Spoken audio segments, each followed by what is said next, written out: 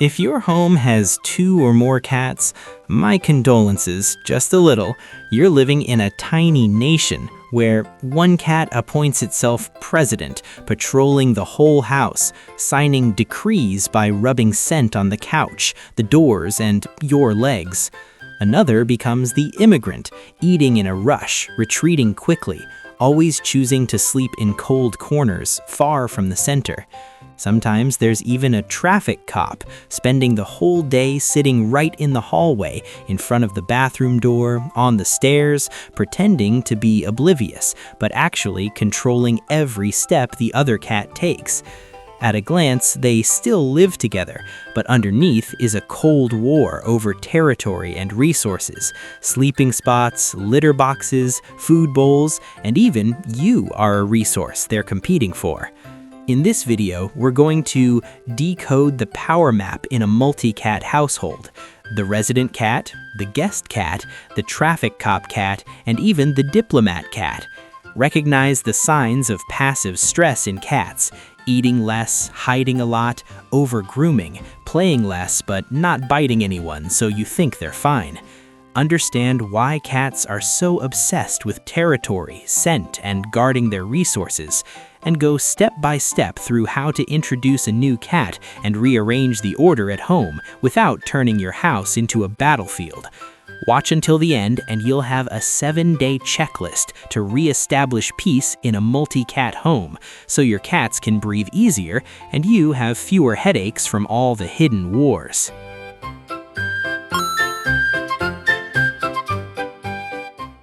In any multi-cat household, there is almost always one political figure holding the key role, the resident cat.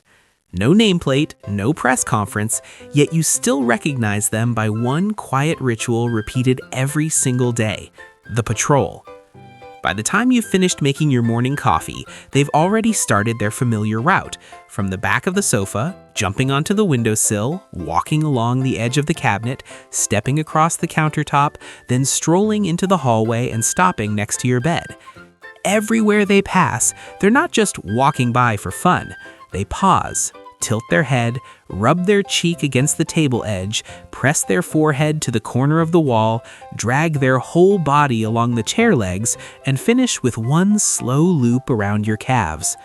To human eyes, it looks like a series of cute gestures, but in the feline world, it's a signing session for a whole stack of ownership documents. While they're rubbing their cheeks and head, the skin around their face is releasing pheromones, scent molecules almost invisible to us, but blazing like billboards on another cat's smell map. Every touch is a little note. This couch, mine. This door, I come and go here a lot. This human, under my management. When they're not patrolling, the resident cat never really disappears from the center of power. They rarely curl up in the back of a closet or hide under the bed. Instead, they choose spots that are just too strategic to be random. Right in the doorway, in the middle of the hallway, on the stairs, next to the entrance of the litter box, or exactly where you and the other cat have to pass.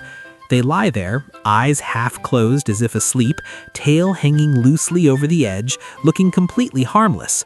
But to the other cat, those spots are not just places to lie down, they're traffic checkpoints. Every time the weaker cat wants to use the litter box, go eat, or move to another room, they have to pass under the president's guise.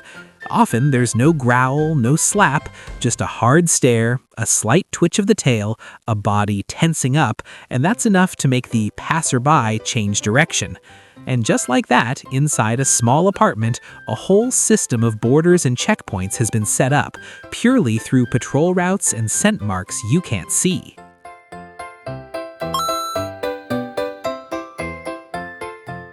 If the resident cat is the president, then the new cat, or the weaker one, usually gets pushed into the role of the guest cat, like an immigrant who has just arrived in a strange city. They don't walk through the middle of the house with the same relaxed confidence as the resident cat.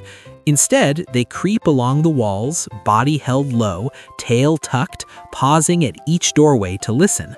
Every time they're about to step into another room, they freeze for half a second, eyes darting around, ears swiveling like tiny radars. Only when they're sure the landlord isn't around do they cautiously move forward. At mealtimes, the difference becomes even clearer. While the resident cat can casually eat and look around, the guest cat eats like someone on the run, head down, grabbing mouthfuls in a hurry, chewing while constantly lifting their head to scan the room. Just the sound of footsteps or a glimpse of the other cat's shadow is enough to make them abandon the bowl, back up, and look for an escape route. Over time, they learn, eat when the house is empty, use the litter box when no one is watching, show up only when the resident is asleep or out. After a few weeks, you'll start to see a pattern. During the day, they vanish from the center of the home, existing only as a pair of eyes peeking out from under the bed, behind a cabinet, or inside the closet. Places with people, noise, and the other cat's constant presence, the sofa, the windowsill, the hallway, almost never show their paw prints anymore. Their fur starts telling the story they can't say out loud. Patches on the belly, hips, and inner thighs become thinner because they lick those areas over and over to self-soothe. When they sleep, they choose strange spots: the cold edge of the floor near the door, a hidden corner behind the washing machine, a low, dusty shelf, anywhere as long as it's away from the main traffic routes of the house. From the owner's point of view, all of this is easy to label with a few words. They're gentle, they're introverted, they're a bit reserved but good. No noise, no scratching, no trouble, so it feels like an easy cat. But for that cat, it's a survival strategy. Shrink themselves, take up as little space as possible, never dare to compete for anything, turn into a blurry shadow gliding through the house just to avoid conflict. Behind such a well-behaved guest cat, there is often a body dealing with stress every day by eating less, hiding more, over-grooming, and constantly telling themselves, as long as I stay quiet, everything will be safe.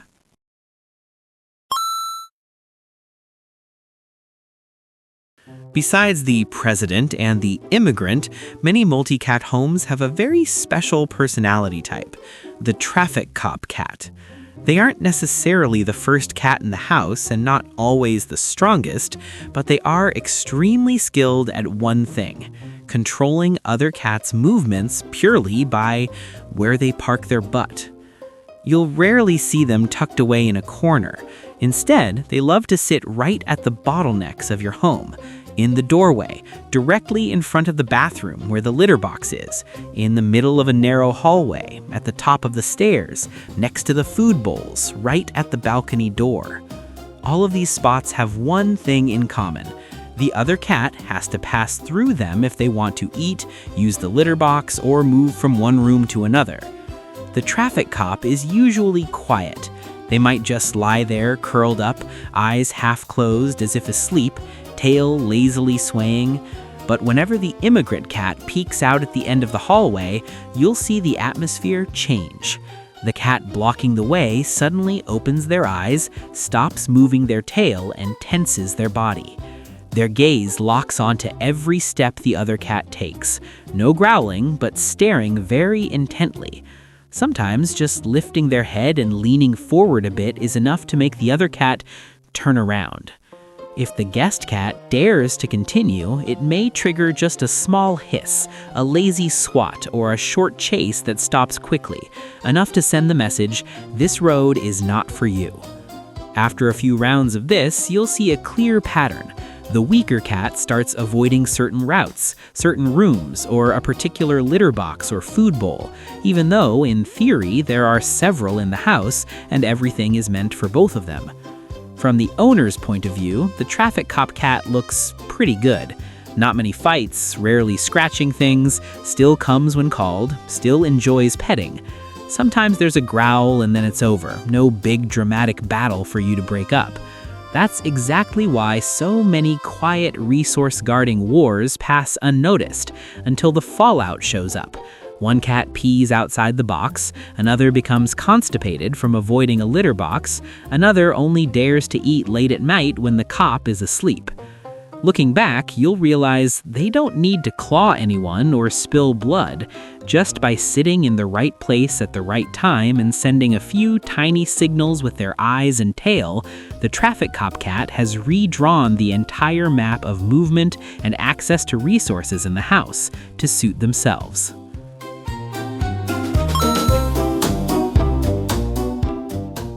In a house full of hidden tension, sometimes a very precious character appears, the Diplomat Cat. They're not necessarily the first or the strongest, but they have one special superpower. They dare to be friendly with both sides. You'll notice they're the rare one who can comfortably approach the resident cat without getting hissed at, and also play with the guest cat without scaring them. When the resident is sprawled on the sofa like they own it, the diplomat hops up, quietly lies down next to them, and lifts a paw to groom the president with total calm. When the guest cat is curled up on a high shelf, the diplomat silently climbs up, lies down at a distance that's just safe enough, and starts slow blinking, stretching, and pretending to play with their own tail, as if saying, "It's okay here, no one's going to hurt you." The diplomat cat is often the one who grooms their friends the most. They go from one cat to another, wiping faces, cleaning ears, patiently working through every little tangle of fur. In the feline world, that's not just hygiene, it's a social ritual. I accept your scent. You're inside my safe circle. Thanks to this invisible glue, the atmosphere in the house softens, and those run-ins between cats no longer feel so harsh. Often, it's the diplomat who helps you notice that the house has finally calmed down. One day, you suddenly see the guest cat brave enough to come down and sleep on the same rug, with the diplomat stretched out between them like a little bridge, still busy grooming each side.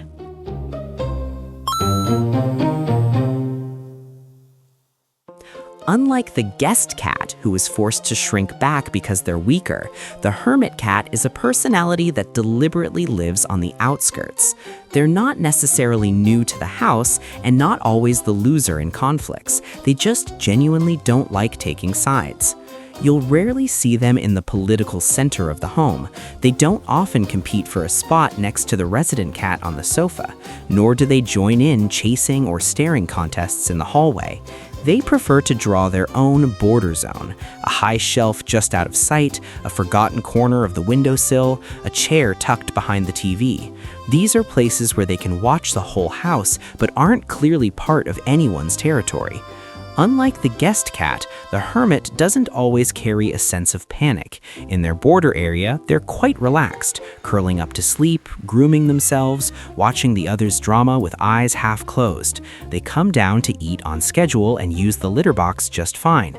They're just very selective about timing, waiting until the kitchen is quiet, the path to the litter box is clear, and the traffic cop is sound asleep before gliding through like a polite ghost. However, if the home is too small, resources too limited, or tension goes on for too long, the hermit cat can easily turn into an invisible cat in the owner's eyes. You rarely see them ask to play, rarely see them approach you, and they never cause trouble, so they get left out of decisions about rearranging furniture, playtime, vet visits. In reality, they still need their territory respected, still need vertical spaces, hiding spots, and one-on-one time with you, even if they never loudly demand it. On the political map of a multi-cat household, the resident cat, the guest cat, the traffic cop cat, the diplomat, and the hermit weave together into a much more complex network of relationships than what the naked eye can see. And that's exactly why mistakes when bringing in a new cat, throwing them into the same room, forcing them to share everything, scolding one for being jealous, can so easily trigger a domino effect.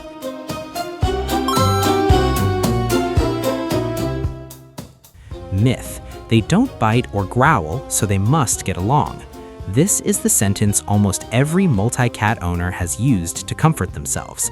You look around the house, no big violent fights, no cats chasing each other like crazy, no screaming in the middle of the night, so you conclude, we're good, they can live together. Reality, for cats, the most dangerous wars are often silent. They play out as one cat suddenly refuses to use a particular litter box even though they used it before. One cat slowly eats less and less, only daring to eat when the house is quiet or after the other cat has left. Patches of thinner fur on the belly, hips, and thighs from over-grooming, but you assume it's just seasonal shedding. One cat disappearing from the center of the home, rarely on the sofa, rarely at the window, only quietly hiding under the bed or behind furniture. These are places where they can watch the whole house but aren't clearly part of anyone's territory. There might be no obvious swats, but every time they pass each other, their bodies tense up. Every time one wants to go eat, there's a mental calculation. Is it safe right now? That kind of stress builds up bit by bit and eventually spills over as inappropriate urination, constipation from avoiding the litter box, destructive scratching, and stress-related illnesses like cystitis, digestive issues, and weakened immunity. So, no scratches doesn't mean no war. In a multi-cat home, the real standard for okay isn't they don't fight, but both cats eat normally, use the litter box comfortably, move through shared areas without sneaking, and each has their own sleeping spot, hiding spot, and vertical space. If one cat is living like a shadow, that's not just their personality, it's a very polite cry for help. Right from this political map stage, if you already see the president, immigrant, traffic cop in your house, don't panic, there's still time to step in. In the next part, we'll go straight into the classic mistakes people make when bringing in a new cat, and how to redesign resources and space to reduce the Cold War.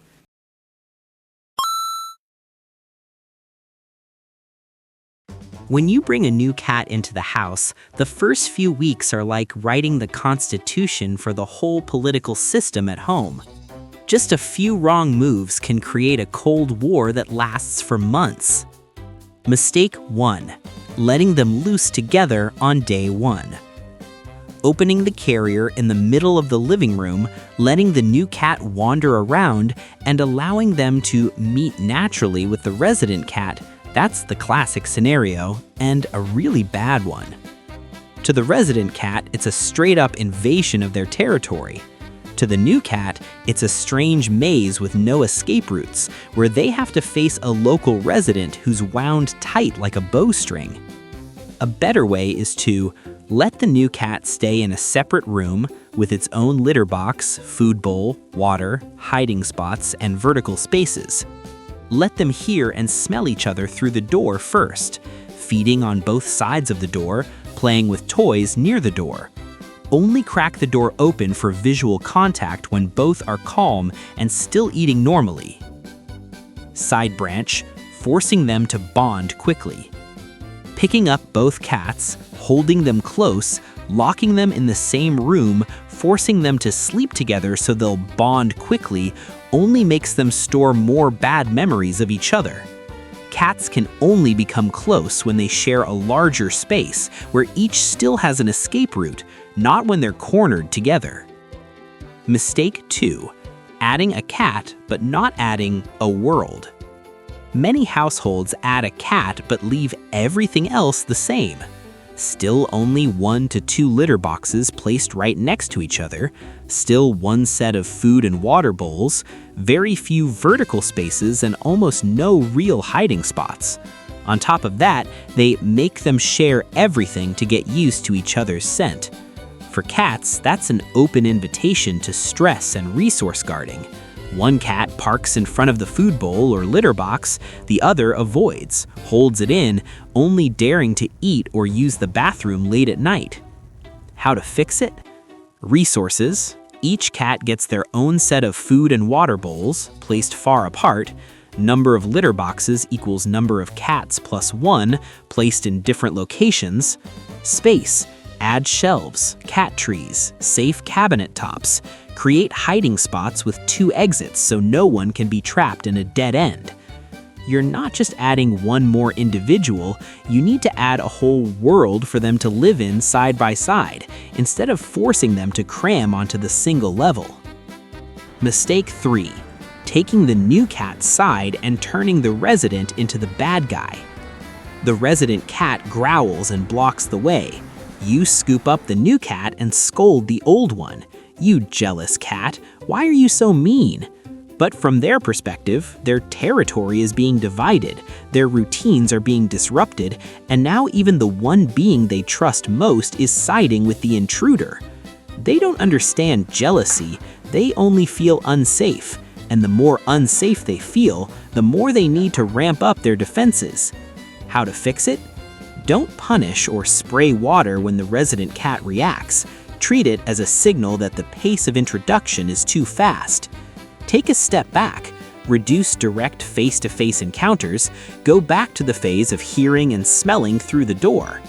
Increase one-on-one time with the resident cat. Play, petting, meals, and rewards whenever they just look, sniff, and then walk away. The goal isn't to pick a side, but to help both cats feel they still have a safe place in this home. All 3 mistakes revolve around one thing. We want everything to be fine very quickly, while cats only need one thing first: safety. Only after that can we talk about bonding.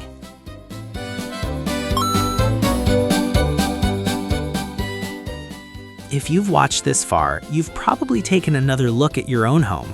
There's a president, an immigrant, a traffic cop, maybe even a diplomat and a hermit. It sounds amusing, but the scariest thing isn't a direct explosive fight. It's the one cat living like a shadow, rushing through meals and then hiding, avoiding the litter box, curling up in a cold corner, licking their fur until their belly looks thin, while we casually call it a gentle personality. A multi-cat household is only truly okay when each cat can eat, sleep, use the bathroom, and walk past the others without tensing up. If you see a cat skipping meals, losing weight quickly, straining to urinate, peeing blood, losing fur and patches, or suddenly changing their behavior, that's no longer a matter of personality. It's a red flag that they need to see a veterinarian as soon as possible. Stress may be the spark, but behind it, there is very likely a real medical issue. Did this video make you realize there might be a cold war going on in your home? Don't hesitate to like the video and share it with anyone who already has multiple cats or is about to bring one more home. Sometimes just one share from you is enough to help a cat avoid spending its whole life in a constant survival state, curled up just to endure. And now, tell me in the comments, how many cats do you have? And are you living with a president, an immigrant, a traffic cop, a diplomat, or a hermit?